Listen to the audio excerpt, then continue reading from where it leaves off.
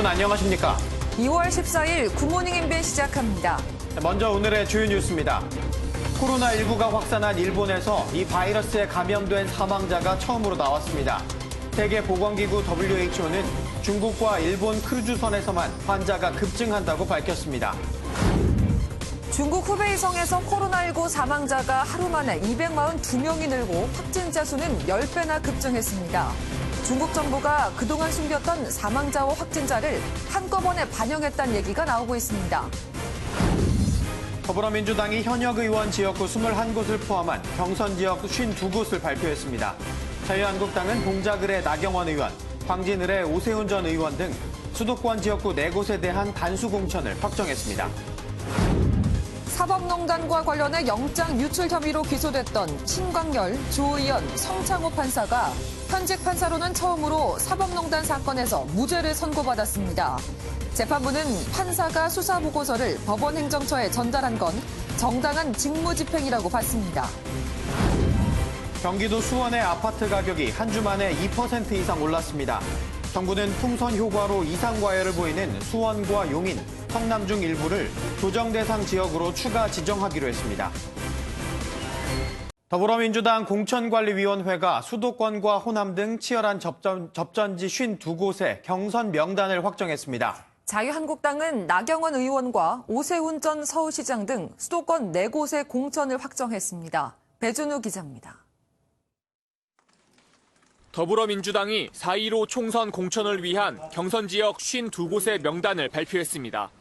수도권 23곳과 호남 7곳, 부산, 경남 10곳 등이 1차 경선 지역으로 공개됐는데 현역 의원 지역구 21곳도 포함됐습니다. 빠른 시간 안에 그 상황을 좀 정리하는 게 본선을 위해서 낫겠다고 판단되는 그곳을 우선적으로 좀 선택을 했고, 두 번째로는 취약지역. 은평 을의 강병원 의원과 김우영 전 은평구청장 등 현역 의원과 구청장의 대결. 윤영찬 전 청와대 국민소통수석 등 청와대 출신 참모들도 눈에 띕니다. 청와대 선거 개입 의혹으로 기소된 송병기 울산시 경제부시장도 경선 명단에 올랐습니다. 자유한국당은 나경원 의원과 오세훈 전 서울시장, 허용범, 신상진 후보 등 4명의 공천을 확정했습니다. 단수 후보 중에서도 오세훈 후보지역, 나경원 후보지역, 허용범 후보지역, 그리고 오늘 면접을 본 성남중원의 신상진 후보지역은 사실상 확정치로. 종로 출마 선언을 한 황교안 대표에 이어 나 의원과 오 전 시장 등 굵직한 후보들의 거취를 일찌감치 확정하며 수도권 공략에 나서는 분위기입니다. MBN 뉴스 배준우입니다. 자유한국당과 새로운 보수당이 미래통합당으로 새롭게 출발합니다. 이름은 정했지만 통합신당의 주도권을 지게 될 최고위원회의나 공천관리위원회 운영 등을 놓고 보이지 않는 신경정도 팽팽합니다. 최형규 기자입니다.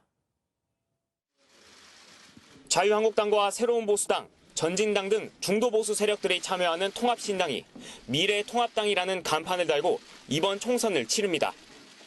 중도와 보수의 통합정당임을 알려 그동안 보수가 취약했던 청년과 중도층의 표심을 잡겠다는 취지입니다. 청년들에게 이 문호가 활짝 개방되고 그들이 주인이 되는 정당으로 가야 된다. 새로운 정당이 중도 보수 통합 정당임을 알리는 것이 상당히 중요하다. 통준위는 현재 9명인 한국당 공관위를 최대 13명으로 확대하기로 했는데 유승민 의원 측은 공천 지분 싸움의 우려를 나타냈습니다. 통준위는 자신들의 공천 지분을 확보하기 위해서 김영호 공관위의 지분을 요구했습니다.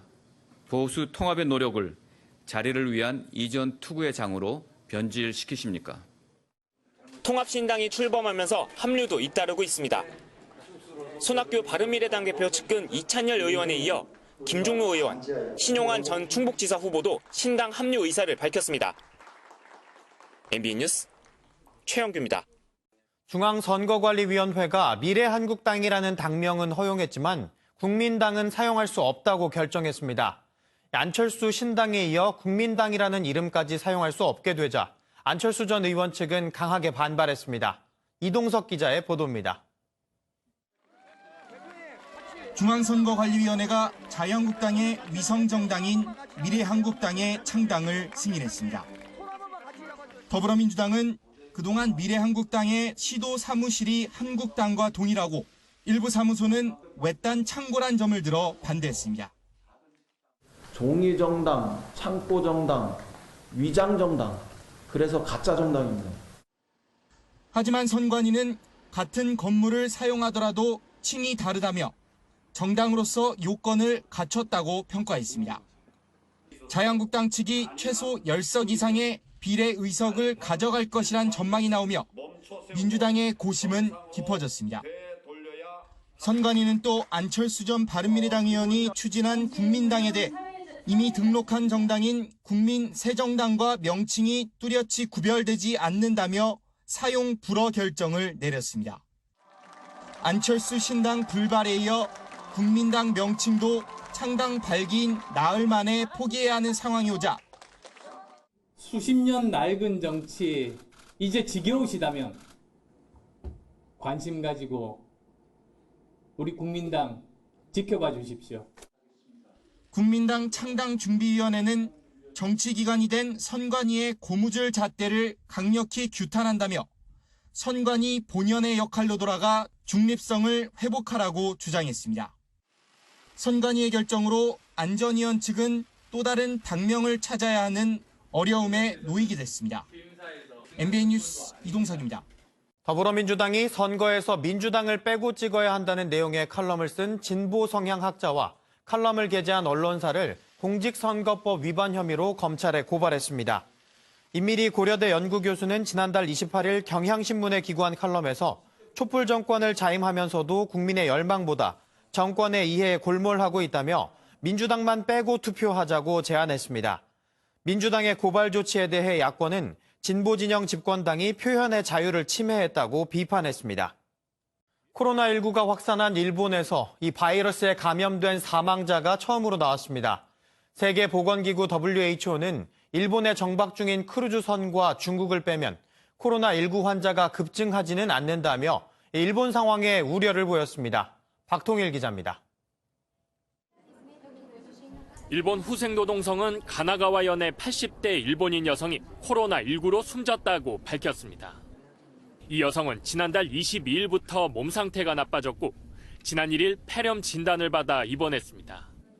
지난 6일부터 위독했는데 결국 코로나19 바이러스 검사를 받은 뒤 사망했습니다. 死亡確認後に新型コロナウイルス陽性であることが判明したところであります。 이 여성이 최근 타국을 방문한 이력이 없어 일본 내 감염 가능성이 제기되고 있습니다. 일본에서 코로나19 감염자가 숨진 건 이번이 처음으로 중국 외 지역에서는 필리핀과 홍콩에 이어 세 번째입니다. 이런 가운데 크루즈선 집단 감염 사태가 점점 심각해지면서 일본 정부에 비상이 걸렸습니다.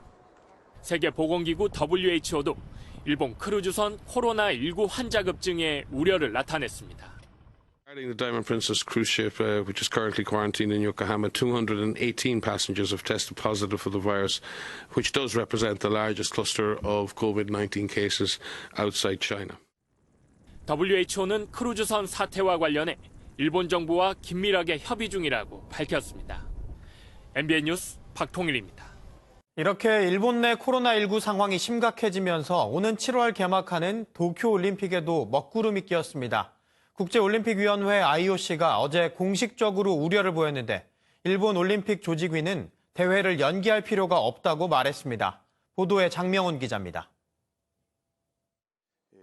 일본에서 코로나19가 확산하면서 161일 앞으로 다가온 도쿄올림픽에 비상이 걸렸습니다.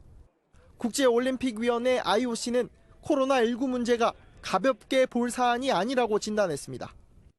Then of course we have unexpected issues to deal with, and for example the coronavirus outbreak is one event, and we're looking forward to hearing today from the. 일본 상황이 심상치 않은 것은 물론 올림픽 아시아 지역 예선이 줄줄이 취소되는 등 코로나19 여파가 대회 전반에 영향을 주자 IOC가 공식적으로 우려를 표명한 겁니다. 올림픽을 연기하거나 취소해야 한다는 말까지 나오는 상황에서 일본은 문제될 게 없다는 반응을 보였습니다. 今お話がありました中国湖北省に端を発しましたコロナウイルス、無責任なデマも流されましたけれども、東京大会の中止や延期は検討されていないことを改めてはっきり申し上げたいと思います。 IOC는 어제에 이어 오늘도 일본 정부와 대회 개최지인 도쿄 조직위원회의 올림픽 준비 상황을 보고받을 예정인데 코로나19 대처에 대한 논의가 오갈 것으로 보입니다. MBN 뉴스 장명훈입니다. 우한에서 3차 전세기로 입국한 교민을 포함해 147명 모두가 코로나19 검사 결과 음성 판정을 받았습니다. 코로나19 확진 환자는 어제까지 사흘째 나오지 않았고 조만간 한두 명이 더 퇴원할 정도로 회복됐다고 합니다. 이혁준 기자입니다. 3차 전세기로 우한에서 귀국한 교민과 중국을 포함한 외국 국적 가족은 모두 147명입니다. 입국 즉시 국립중앙의료원으로 옮긴 5명을 포함해 전원이 음성 판정을 받았습니다. 우한 귀국 교민들은 앞으로 14일 동안 국방어학원에서 보호를 받게 되며 증상이 발생하면 즉시 음압 차량을 이용하여 격리병원으로 이송 검사를 받게 될 것입니다. 정부는 격리기간 이들을 돌볼 심리상담 지원자와 통역사를 배치했습니다. 코로나19 확진자는 어제 오후 4시 기준 사흘째 그대로입니다. 28명 확진자 가운데 지금까지 7명이 퇴원했고 한두 명이 더 퇴원을 앞두고 있습니다. 정부는 소강 국면은 아니지만 국내에서 광범위한 감염 위험은 크지 않다고 보고 있습니다. 변이에 대한 체크는 하고 있지만은 발견하지 못하고 있습니다. 어제까지 6,000명 가까이 음성 판정을 받았고 562명이 코로나19 검사 결과를 기다리고 있습니다. MBN 뉴스 이혁준입니다. 현장 출동에 나섰던 경찰과 소방대원들이 코로나19 환자와의 접촉이 우려돼 격리되는 일이 발생했습니다. 경기도 수원에선 코로나19 검사를 앞둔 40대 남성이 돌연 사망했다는 오보가 순식간에 퍼져 한때 비상이 걸리기도 했습니다. 안병욱 기자입니다. 어제 새벽 폭행 사건 신고를 받은 경찰과 소방대원들이 서울의 한 식당에 출동했습니다. 부상자가 먼저 구급차에 오르고 구급대원들은 코로나19 예방 차원으로 현장에 있던 중국인 여성의 체온을 측정했습니다. 그런데 체온이 37.6도로 나온 데다가 최근 중국 텐진에 다녀온 사실이 확인돼 여성은 병원으로 옮겨졌습니다. 출동했던 소방대원 3명과 경찰관 4명도 만일의 상황에 대비해 격리됐습니다. 여성은 다행히 음성 판정을 받았지만 출동한 대원들은 검사 결과가 나올 때까지 하루 종일 꼼짝할 수 없었습니다. 경기도 수원에서는 갑자기 숨진 40대 남성이 코로나19 검사를 앞뒀다는 잘못된 소식이 퍼지면서 한때 보건당국에 비상이 걸렸습니다. 코로나로 인한 첫 사망자일 것이라는 공포감은 물론 접촉했던 구급대원 6명의 감염도 우려됐던 겁니다. 하지만 사망 원인이 지병인 뇌졸중으로 알려졌고 코로나 음성 판정을 받으면서 구급대원들도 격리됐다가 해제됐습니다. MBN 뉴스 안병욱입니다. 우리를 비롯한 대부분의 국가가 코로나19 격리 기간을 14일로 두고 있습니다. 그런데 북한이 30일로 격리 기간을 대폭 늘렸는데요. 국경 차단에 이어 코로나19 차단을 위해 강력 조치에 나서고 있습니다. 엄혜림 기자입니다. 북한이 코로나19 의심 환자의 격리 기간을 30일로 잠정 연장한다고 밝혔습니다. 지금까지는 외국을 다녀온 북한 주민만 30일을 격리했는데 외국인도 30일로 늘리기로 했습니다. 최고인민회의 상임위원회에서 긴급 채택한 결정에 의하면 신형 코로나 바이러스 감염증을 막기 위해서 공화국 영내에서 격리 기간을 잠정적으로 30일로 연장합니다. 코로나19 잠복기가 최장 24일에 이를 수 있다는 중국의 연구 결과가 나오자 이를 반영한 것으로 보입니다. 방역 체계가 미흡한 북한으로선 통제를 강화해서라도 코로나19 전파를 사전 차단하는 게 낫다고 판단한 겁니다. 지난달 31일 국경을 차단하는 등 코로나19에 대해 강력한 조치를 취한 북한. 지금까지 북한에서 확진자는 나오지 않은 것으로 알려진 가운데 김정은 국무위원장은 코로나19가 확산하기 시작한 지난달 25일 이후 모습을 드러내지 않고 있습니다. MBN 뉴스 엄혜림입니다. 5.18 민주화 운동에 참여한 시민들을 북한군이라고 왜곡한 지만원 씨에게 법원이 징역 2년을 선고하면서도 법정 구속을 하지 않자 5.18 단체가 반발했습니다. 재판부는 지 씨가 고령인 점 등을 고려해 법정 구속을 하지 않았다고 설명했습니다. 김지영 기자입니다. 5.18 민주화 운동에 참여한 시민들을 북한에서 넘어온 특수 공작원이라고 비방한 보수농객 지만원 씨. 광주의 그 주역들이 600명만 아니라 한 1,500명 정도인 것으로 영상 분석 결과 새로 나온 거예요. 남한에 와서 그 주역 역할을 했던 사람들이 북한의 김정은 정권의 핵심들이에요. 영화 택시 운전사의 실존 인물인 고 김사복 씨에 대해선 빨갱이라고 주장했습니다.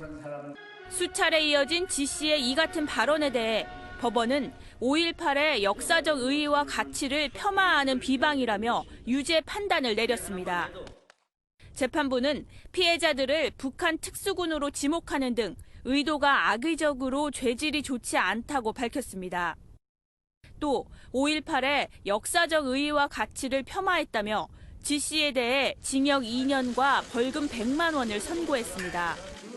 다만 지 씨가 고령인 점 등을 고려해 법정 구속은 하지 않았습니다. 법원의 판단에 5.18 관련 단체 회원들은 거세게 항의했고 급기야 지 씨의 무죄를 주장하는 보수단체 회원들과 거친 몸싸움이 벌어지기도 했습니다. MBN 뉴스 김지영입니다. 서울의 한 아파트에서 한의사 부부를 포함한 일가족 4명이 숨진 채 발견됐습니다. 경찰은 30대 가장이 아내 등 가족 3명을 살해하고 극단적 선택을 한 것으로 추정하고 있습니다. 노태현 기자입니다. 서울의 한 아파트입니다. 인근 인도에서 한 남성이 추락해 쓰러져 있다는 구급 신고가 접수된 건 어제 오전 8시 20분쯤입니다. 보니까 사람이 막 움직이는 거 많더라고요. 경찰들이 몇 명 있고 앰뷸런스 와서 실어가고. 경찰이 이곳 현장에 도착했을 때 남성은 이미 숨진 상태였습니다. 이 남성은 아파트에 거주하던 30대 한의사 A씨였습니다. 경찰이 사건 경위를 파악하기 위해 A씨의 자택을 확인하는 과정에서 역시 한의사인 40대 부인과 5살 아들, 1살 딸도 숨져 있는 것을 발견했습니다. 당시 부인과 자녀는 안방 침대 위에 반드시 누운 모습이었던 것으로 알려졌습니다. 자택에서는 A씨가 남긴 A4 용지 8장 분량의 유서도 확인됐습니다. A씨는 최근 한의원 개원 과정에서 금전적인 문제로 부인과 갈등을 겪은 것으로 알려졌습니다. 경찰은 사망자들을 부검해 구체적인 사건 경위를 파악할 예정입니다. MBN 뉴스 노태현입니다. 어제 저녁 7시 10분쯤 서울 신천동의 한 아파트 지하주차장에서 진입하던 승용차에서 불이 났습니다. 다친 사람은 없었지만 차량이 모두 불에 타 840만 원가량의 피해가 났고 주민 수십 명이 대피했습니다. 경찰과 소방당국은 주차장 경사로를 내려가다가 갑자기 차에서 연기가 났다는 운전자 진술을 토대로 화재 경위를 조사하고 있습니다. 부동산 거래 과정에서 탈세 혐의가 포착된 360여 명이 강도 높은 세무조사를 받게 됐습니다. 국세청은 특히 자금 여력이 크지 않은 30대 이하 청년들이 부모로부터 불법 증여받은 돈으로 집을 산 건 아닌지 면밀히 들여다보고 있습니다. 송한진 기자입니다. 해외에서 사업체를 운영하는 A씨. 속칭 환치기업자를 통해 국내로 수십억 원을 송금했고 30대 아들은 이 돈으로 아파트 2채를 비롯해 고가의 부동산을 사들였습니다. 지방에서 소규모 자영업을 하는 또 다른 30대는 서울의 고가 아파트를 갭 투자 형식으로 구입했습니다. 하지만 아버지와 할머니로부터 현금을 꾸준히 받아온 사실이 적발됐습니다. 국세청이 이렇게 최근 집값 급등 시기에 고가 아파트를 사거나 전세를 얻은 사람들 중 탈세 혐의가 의심되는 361명을 선정해 세무조사에 착수했습니다. 지난해 10월부터 진행된 관계기관 1, 2차 합동 조사 결과 등을 전수 분석한 결과 자금 출처가 의심스러운 사람들입니다. 부동산 거래 과정에서 투기 흐름에 편성하여 편법 증여한 혐의가 있는 자 등 탈루 혐의가 명백한 자를 조사 대상자로 선정하였습니다. 특히 이번 세무조사의 다킷은 30대 이하로 이들은 전체 조사 대상자 중 74%를 차지합니다. 지난해 서울 지역 아파트 매매 중 30대 이하가 차지하는 비중은 31%였고 1, 2차 합동 조사 결과 국세청에 통보된 탈세 의심 자료에서도 30대 이하가 절반을 넘었습니다. 국세청은 또 다주택자들이 차명계좌를 통해 임대소득 신고를 누락하거나 합산과세 회피를 위해 설립된 부동산업 법인의 탈세 혐의에 대해서도 조사할 방침입니다. MBN 뉴스 송환진입니다. 뇌물 등의 혐의로 기소된 박근혜 정부 비선 실세 최서원 씨에 대한 파기환송심 선고가 오늘 내려집니다.